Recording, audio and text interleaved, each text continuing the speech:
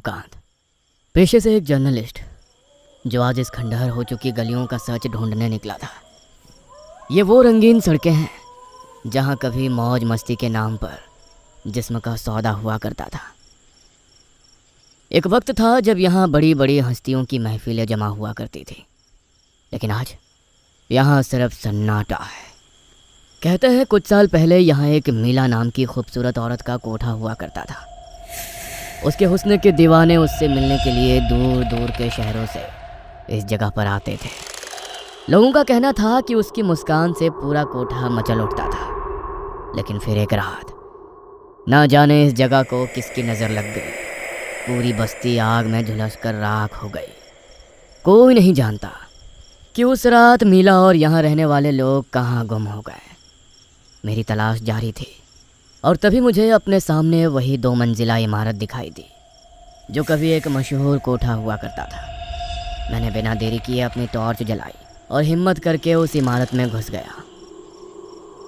अंदर का माहौल कुछ ऐसा था जैसे वक्त कहीं कहीं थम सा गया हो। चारों तरफ मकड़ी के जाले और फर्श पर टूटी फूटी चीज़ बिखरी पड़ी थी, जिसमें कुछ संगीत कलाकारों की किताबें, ढोलक और एक पुराना हारमोनियम दिखाई दे रहा था। मैं धीरे धीरे सीढ़ियों से ऊपर की तरफ बढ़ने लगा।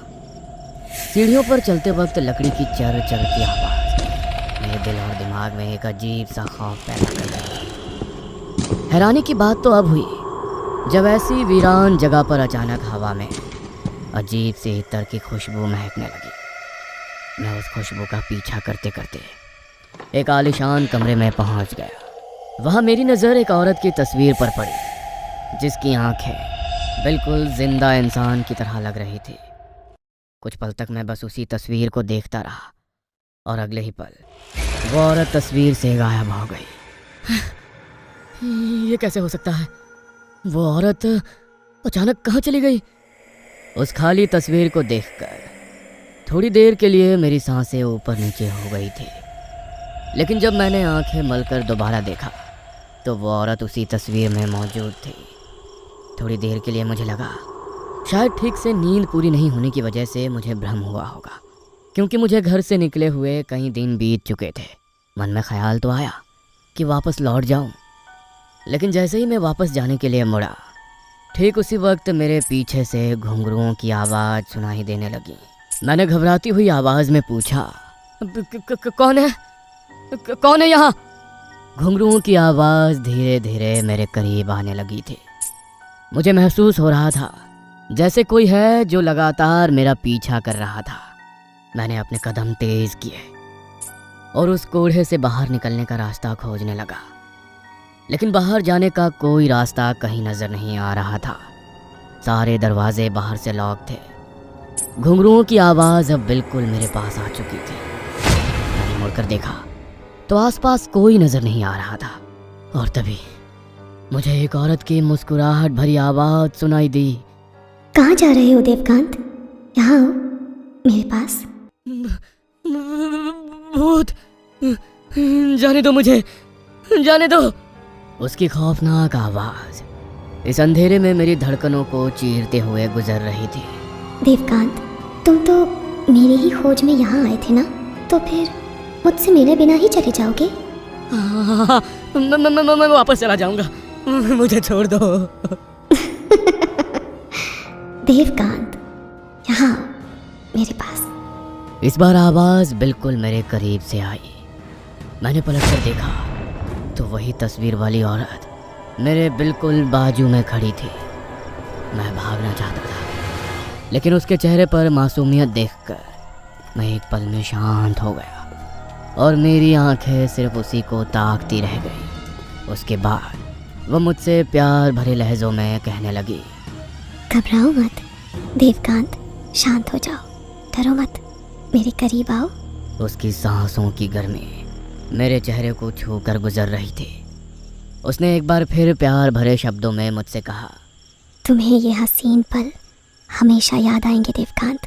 इसके बाद उसने अपने हाथ से मेरे गालों को छुआ और मुझे कस के गले लगा लिया। उसके जिस्म से आने वाली खुशबू से मुझे एक अजीब सा सुकून देने वाला एहसास होने लगा। मेरा दिल और दिमाग सब कुछ उसके बस में हो चुका था। लेकिन तभी एक तेज दर्द ने मुझे होश में ला दिया। उसने मेरे मुंह के ऊपर का चमड़ा पूरी तरह चबा लिया था। मैं तुरंत वहां से भाग निकला और भागते भागते एक दूसरे कमरे में जा पहुंचा।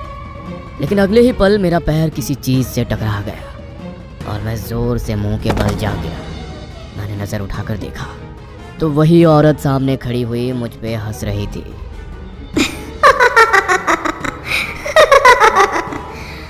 लेकिन अब उसका मासूम चेहरा जला हुआ और बदसूरत दिखाई दे रहा था। मैंने कांपती हुई आवाज में उससे कहा, कौन हो तुम और मुझसे क्या चाहती हो? मैं वो बला हूँ जिसे लोग कभी मीरा कहकर पुकार करते थे, पर अब मैं एक मौत हूँ।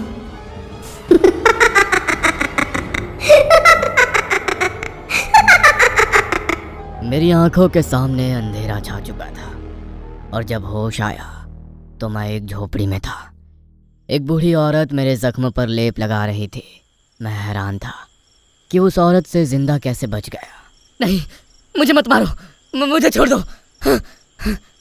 शांत हो जाओ बेटा, अब तुम सुरक्षित हो। आप कौन हो और मैं यहाँ कैसे आया? मेरा नाम कमलाबाई है। मैं इन गलियों में ही रहती हूँ।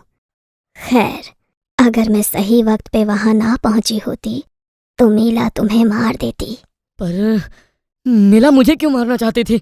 वो अपना इंतकाम पूरा कर रही है बेटा।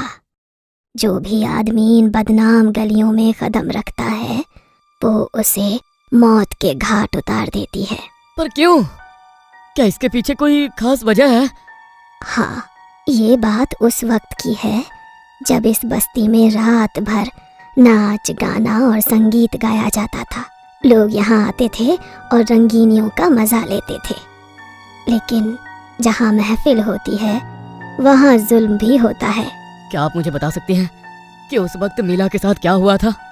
उस वक्त यहाँ कई बदमाशों का राज हुआ करता था। उन्हीं में से एक सूरज था। पेशे से वो एक दलाल था जो कई जिंदगियों को बेचता और खरीदता था। उन्हीं मासूम लड़कियों में से एक मीला थी। मीला बेहद खूबसूरत और चंचल किस्म की लड़की थी।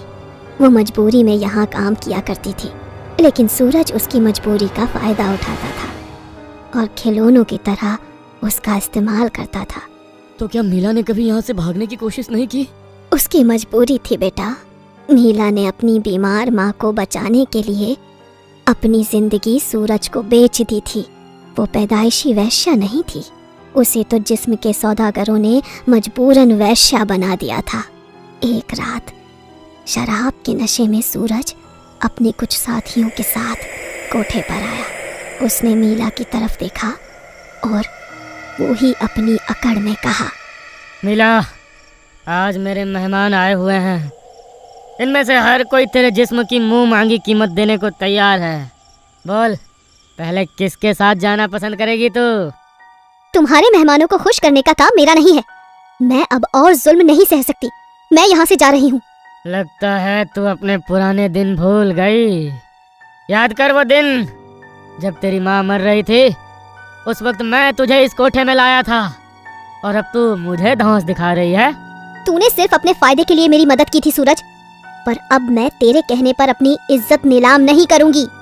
मीला, अगर तूने मेरी बात नहीं मानी तो अंजाम बहुत बुरा होगा। नहीं सूरज, मैं नहीं करूंगी। मैं इस जिल्लत भरी जिंदगी से छुटकारा चाहती हूँ। मुझे जाने दे मुझे। अच्छा, तो छुटकारा चाहती है ना? तो मैं तुझे ऐसा छुटकारा दूंगा जिससे कि यहाँ काम करने वाली हर औरत याद रखेगी।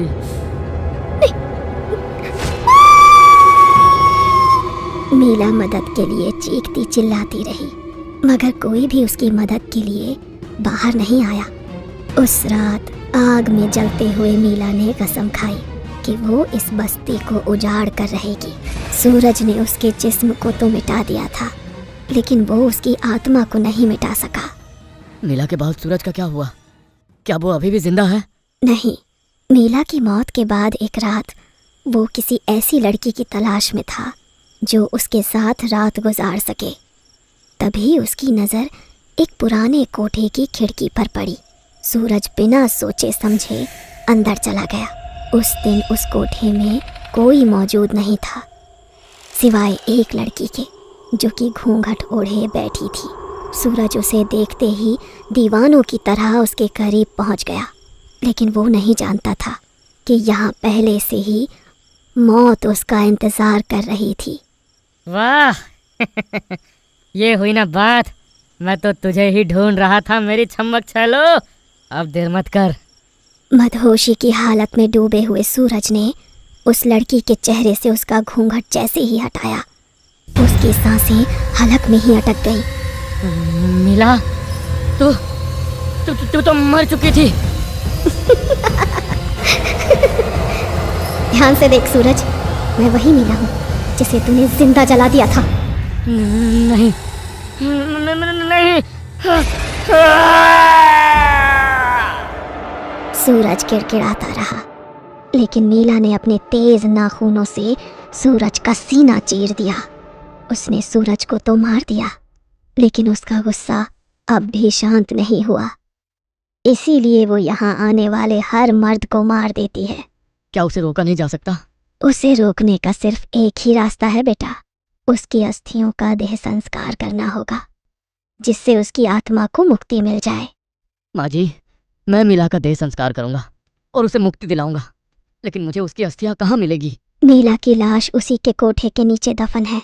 लेकिन बेटा, तुम ये काम अकेले मत करना। इस विधि को पूरा करने के लिए किसी साधु या तांत्रिक की मदद लेना, वरना उसकी आत्मा और भी प्रचंड हो जाएगी। ठीक है माँ जी, मैं ध्यान रखूंगा। मैंने उस बूढ़ी औरत को दिलासा दिया और उस रात वहाँ से चला गया। अगली रात मैं एक सिद्ध साधु बाबा के पास पहुँचा, जहाँ उन्होंने मुझसे कहा, अगर मीला की आत्मा को मुक्ति देनी है तो उस जगह पर जाकर उसका अंतिम संस्कार करना होगा जहाँ उसका जिस्म दफन है। इसके बाद मैं उन्हें लेकर उसी कोठे पर गया। बाबा, यही वो जगह है जहाँ उसकी लाश दफन है। ठीक है, हमें जल्दी यहाँ से मिट्टी बाहर निकालनी होगी और जैसे ही कंकाल दिख जाए तुम बाहर आ जाना। बाबा की बात मानकर मैंने खोदना शुरू किया और जल्दी ही मुझे मीला का कंकाल मिल गया। अब तुम बाहर आ जाओ और इस कंकाल पर खूब सारा तेल उड़ेल दो। इसके बाद आग लगा देना। ध्यान रहे, जब मैं मंत्र उच्चारण करूं तो तू पीछे मुड़कर मत देखना। मैं डर के बावजूद आगे बढ़ा और मैंने मशाल से उस लाश को आग लगा दी। जैसे ही कंकाल में आग लगी, बाबा ने मंत्रों का उच्चारण शुरू कर दिया। उस वक्त मैंने महसूस किया जैसे हवा में कोई जोर जोर से रो रहा हो।